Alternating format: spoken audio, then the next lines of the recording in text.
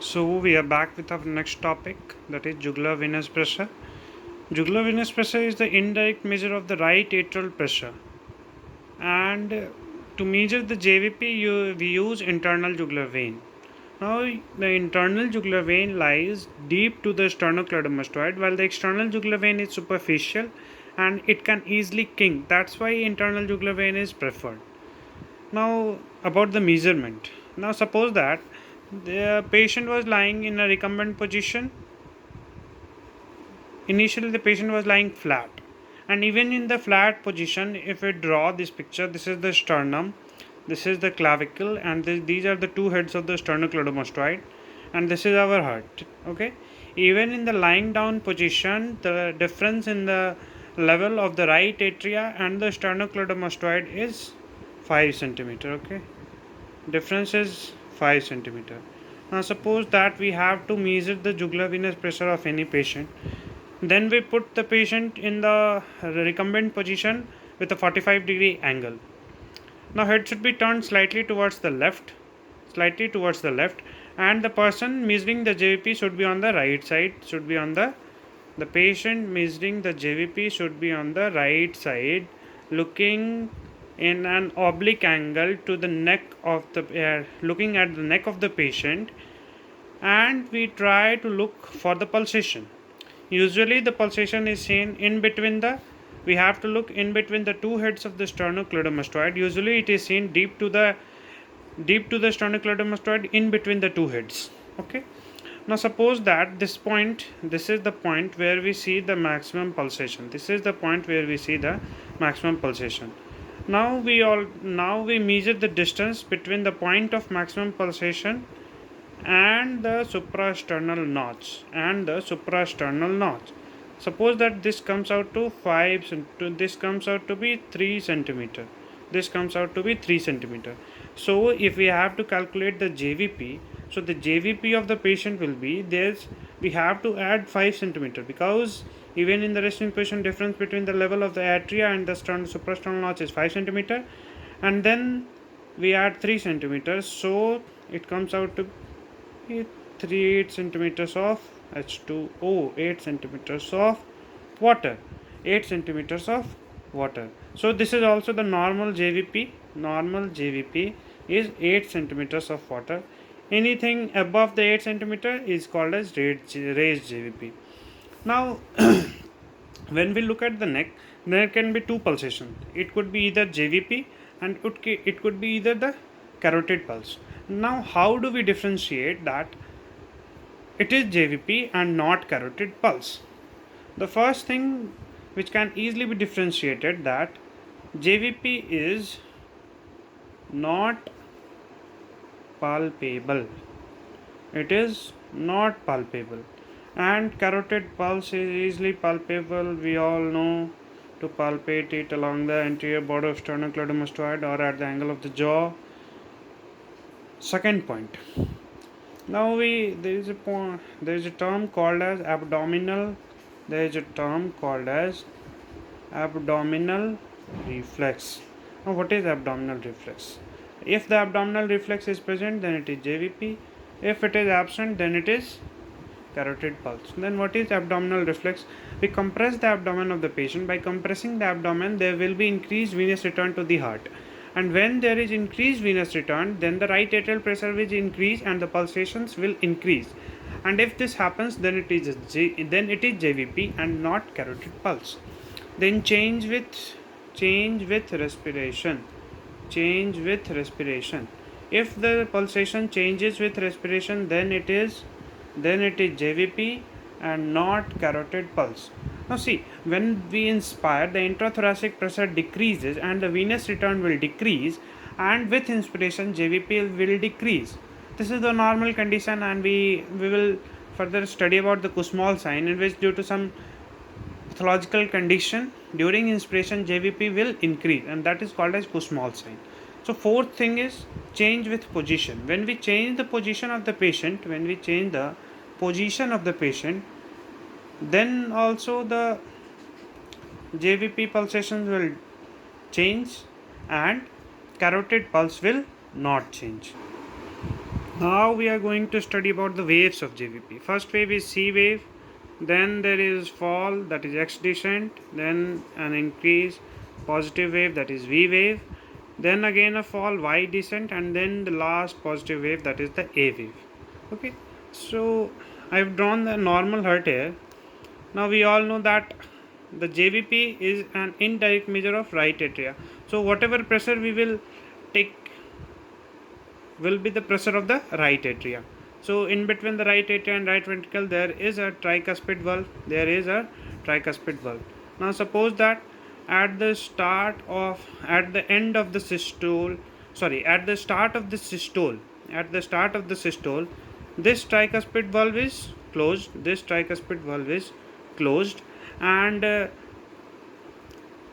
pulmonary valve is also closed in the initial phases of systole, and this period is called as isovolumetric contraction. Now suppose that during the isovolumetric contraction,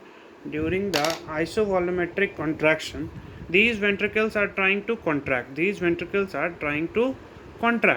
So the tricuspid valve is closed, and when the pressure inside the ventricles increases, this valve will bulge into the right atrium like this. This valve will bulge into the right atrium like this, and we all know that if the valve bulge into the right atrium, then the volume of the right atrium will decrease and pressure will increase, and this phenomena corresponds to the C wave. Now second wave. C wave is isovolumetric contraction phase. Okay, now this is again your heart, and now the second wave is X descent. Now second wave is X descent. Okay, this is again the tricuspid valve, and this is the pulmonary valve. After the isovolumetric contraction, this valve will open, and blood will flow through it, and the ventricles will contract. And when these ventricles contract, they will pull down the tricuspid valve like this. So now you see the valves were there here, and now they are in this place. Due to the ventricular contraction, the valves are pushed downward. So the volume of the right atria will increase, and when the volume increases, the pressure will decrease, and this corresponds to the X descent. Okay. Now third, after this after the systole is complete, then again both the tricuspid valve and pulmonary valve is closed, and now this is SVC and this is IVC. This is SVC, and this is IVC. The blood will flow from SVC into the right atria, IVC, right atria, and the blood will increase in the right atrium, so there will be increase in pressure, and this corresponds to the V wave, Now third picture. Now this is closed, tricuspid valve is closed, and pulmonary valve is closed. In the initial phases, the SVC, IVC, the blood was coming from SVC and filling the. After the filling is complete, then at the start, the tricuspid valve will open. And there will be filling of the ventricle. There will be filling in the ventricles, and when this occurs, the blood volume in the right atria will decrease, and this corresponds to the Y descent. Then this corresponds to the Y descent, and last is A wave. And when almost 70 to 75% of the filling is complete, then the atria will contract. Atrial contraction will occur, and the right atrial pressure will increase, and this corresponds to the A wave, and this corresponds to the A wave. Now we have learnt about all the mechanisms, that how the pressure will increase and how the pressure will decrease and what are causing these waves. So now we will learn a mnemonic in the case we don't remember the mechanism. A wave means atrial contraction. I have highlighted the point which we have to remember. The A wave corresponds to the atrial contraction. C wave corresponds to the closure and curving of the tricuspid valves into the right atria. X wave corresponds to the atrial relaxation. V wave is venous filling of right atria. Y wave is atrial emptying. Atrial emptying. Now, if you know the mechanisms, then we can easily remember the pathological conditions associated with that. Now, A wave, as we all study, is due to atrial contraction. Atrial contraction. Now, suppose that if the atrial contraction is not happening, if the A wave is absent, that means that contraction is not occurring, and this can only be seen in atrial fibrillation.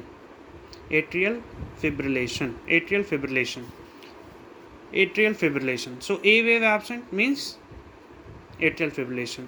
Now we will talk about giant A wave. Giant A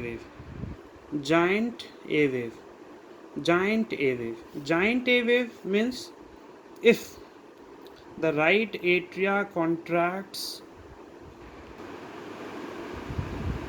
So A wave अगर absent है, इसका मतलब क्या हुआ कि atrial contraction ही efficient नहीं है, तो वो एट्रियल फिब्रिलेशन में ए वेव एब्सेंट रहेगा. जाइंट ए वेव का मतलब क्या हुआ कि राइट एट्रिया का कॉन्ट्रैक्शन जो हो रहा है वो अगेंस्ट हाई प्रेशर हो रहा है. तो हाई प्रेशर के अगेंस्ट का दो कारण हो सकता है. पहला कि जैसे राइट एट्रिया से राइट वेंट्रिकल में जो ब्लड जा रहा था, किसके थ्रू जा रहा था? ट्राइकस्पिड वाल्व के थ्रू जा रहा था. अब ट्राइकस्पिड वाल्व अगर स्टेनोज हो गया है, तो इस स्टेनोसिस के चलते राइट एट्रिया को फोर्सफुली कॉन्ट्रैक्ट करना पड़ेगा, और जो ए वेव होगा वो बहुत बड़ा आएगा, इसलिए जाइंट ए वेव होगा. अब तीन कंडीशन ये हो सकता है. जैसे हार्ट के चारों तरफ क्या है? पेरिकार्डियम. अगर पेरिकार्डियम इसको बाहर से ही दबा रहा है वेंट्रिकल को, तो इसका प्रेशर बढ़ा हुआ रहेगा, और राइट एट्रिया को राइट वेंट्रिकल में पंप करने के लिए ज़्यादा प्रेशर लगाना पड़ेगा.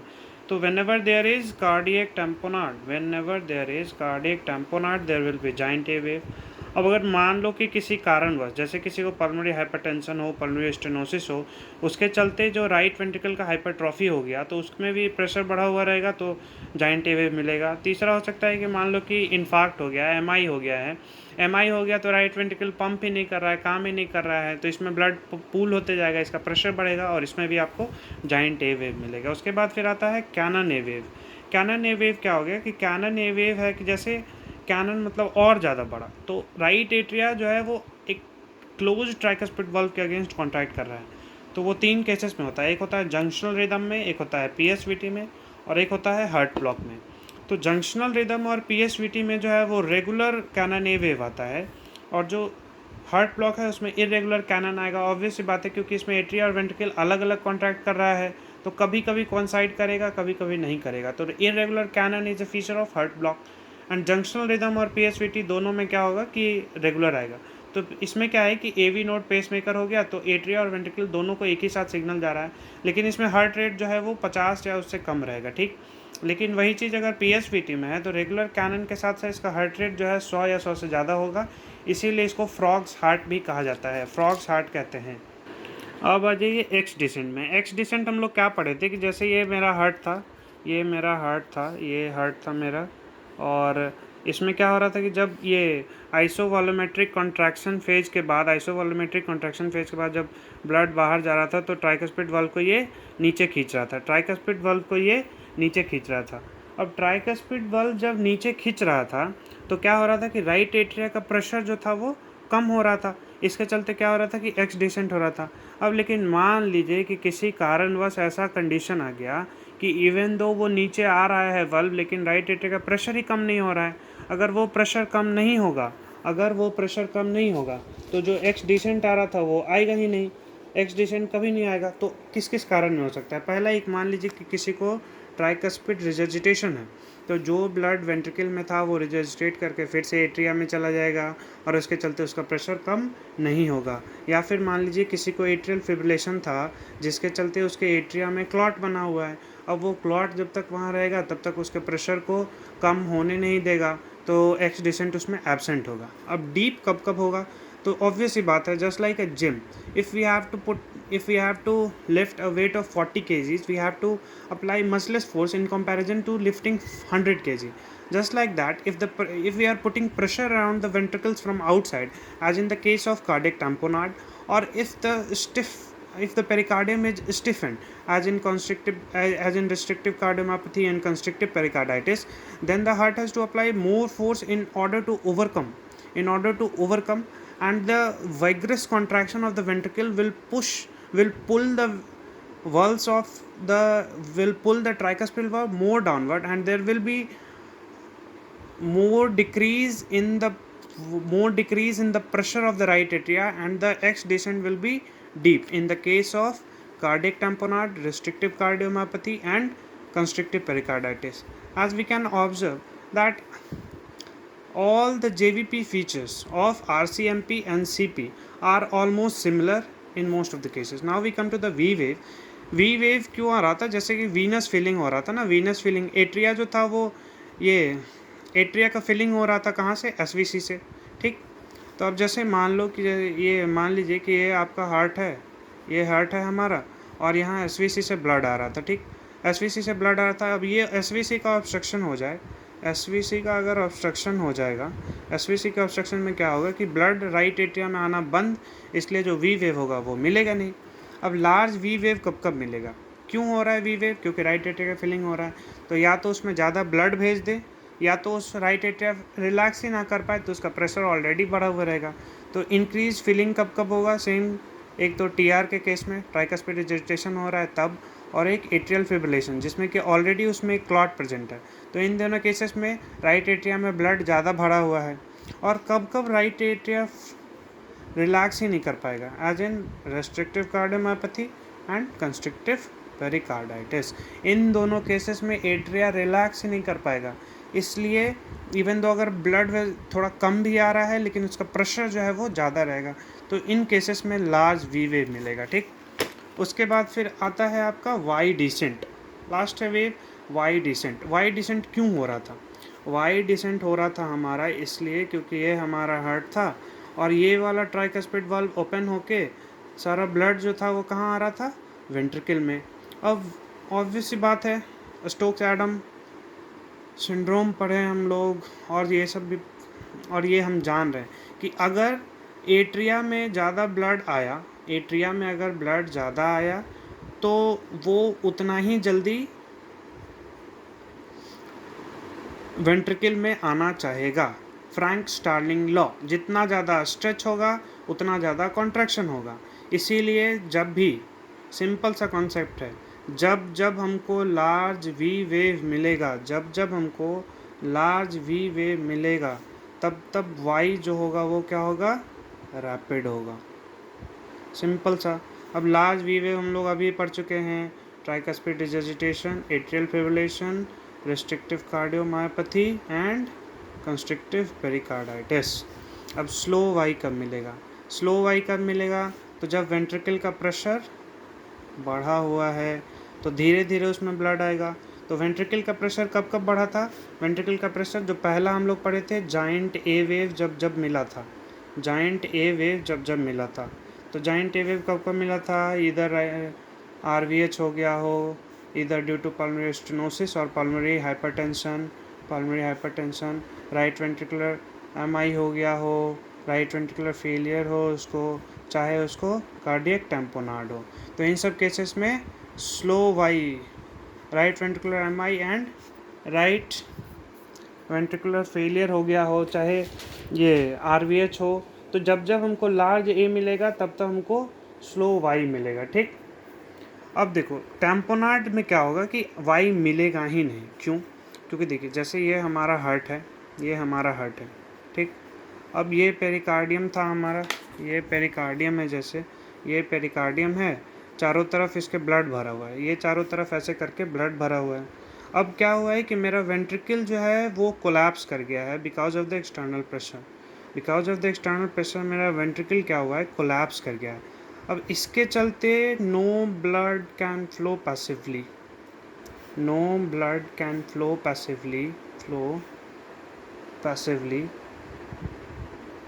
फ्रॉम